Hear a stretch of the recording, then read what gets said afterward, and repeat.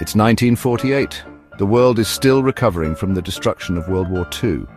In Italy, a very important election takes place. The Italian Communist Party, popular because of their fight against the fascists, is very powerful. People are tired. They want change and stability. The Communist Party promises a better future, one with more equality. This idea is popular with working-class people and farmers. The leftist group, the Popular Democratic Front, wins, but just barely. The results are felt immediately.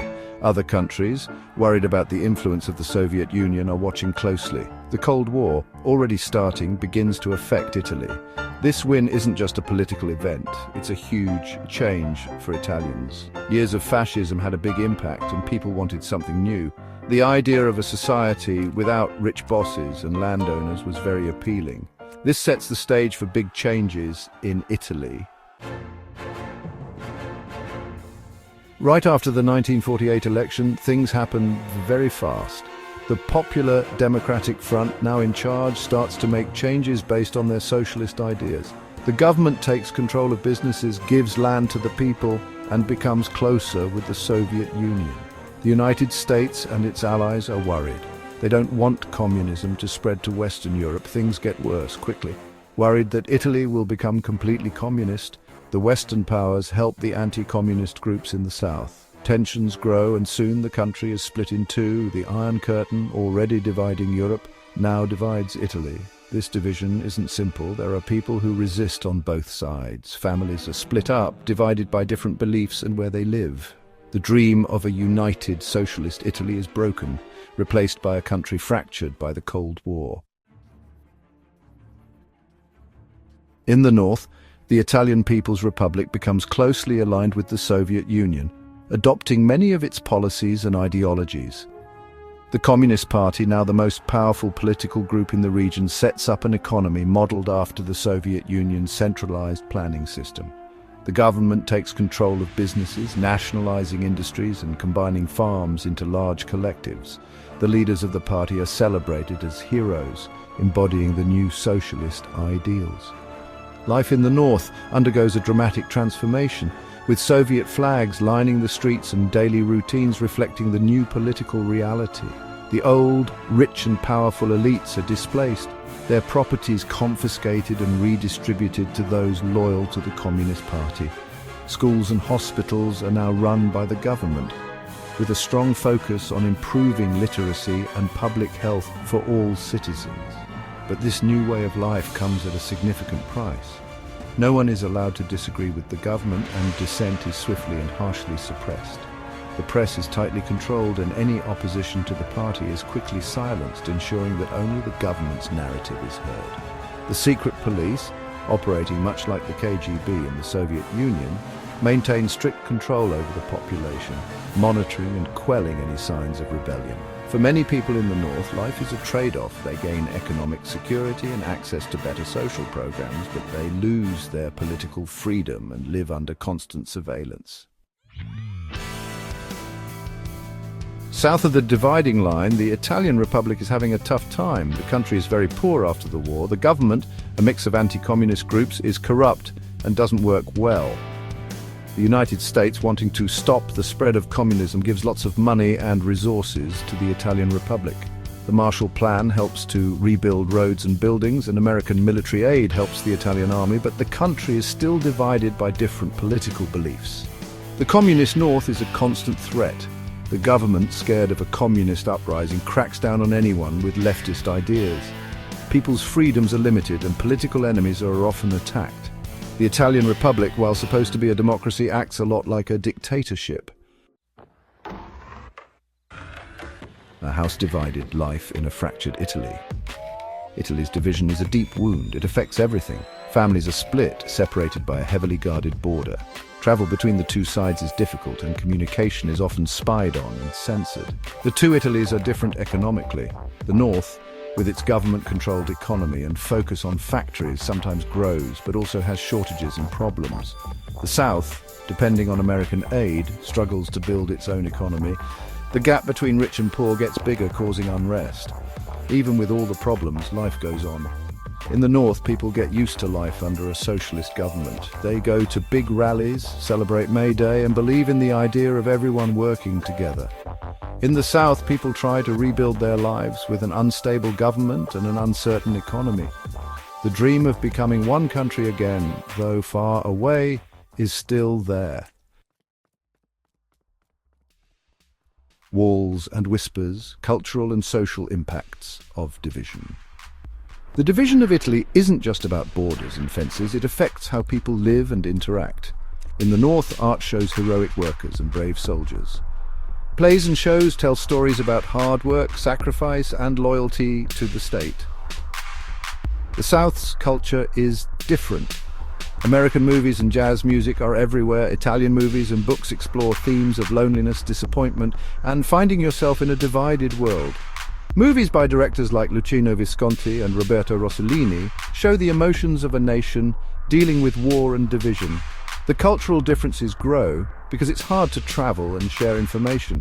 The North criticizes the West for being too focused on individual pleasure, and the South thinks the North is isolated and controlled by censorship.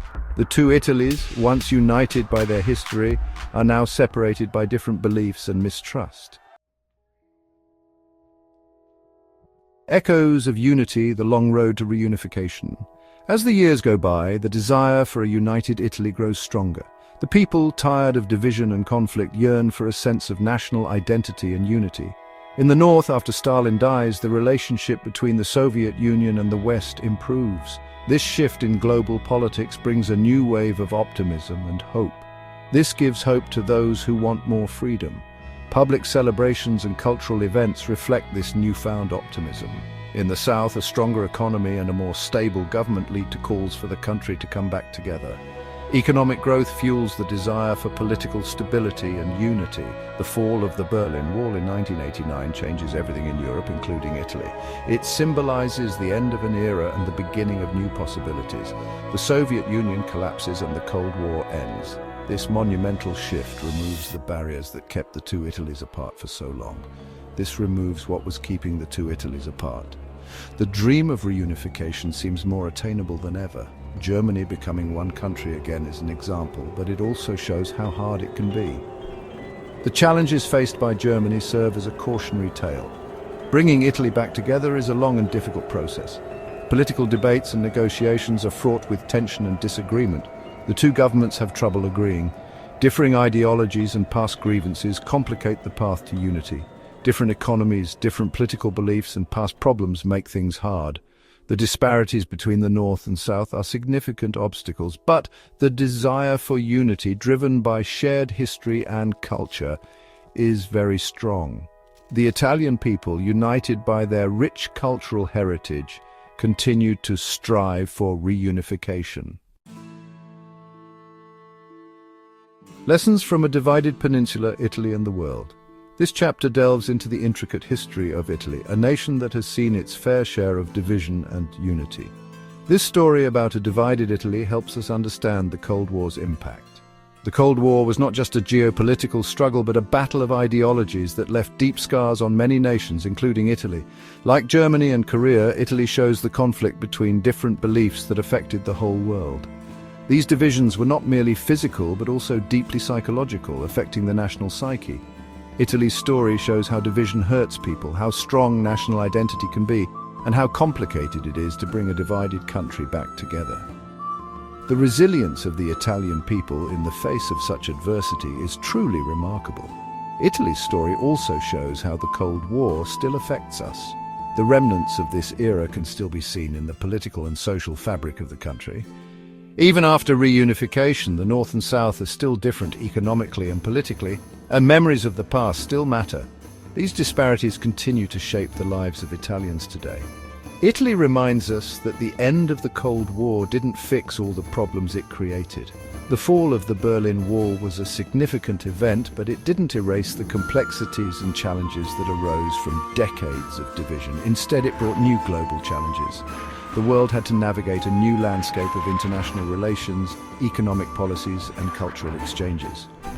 This story about a divided Italy makes us think about important things like different political beliefs, power, and what it means to be human. It challenges us to reflect on our own values and the impact of our choices. It makes us ask, what happens when a country is split by different ideas about the future? How do these divisions shape the nation's path forward? What are the long-term effects of a government that controls everything, of rich and poor being very different, and of cultures being isolated?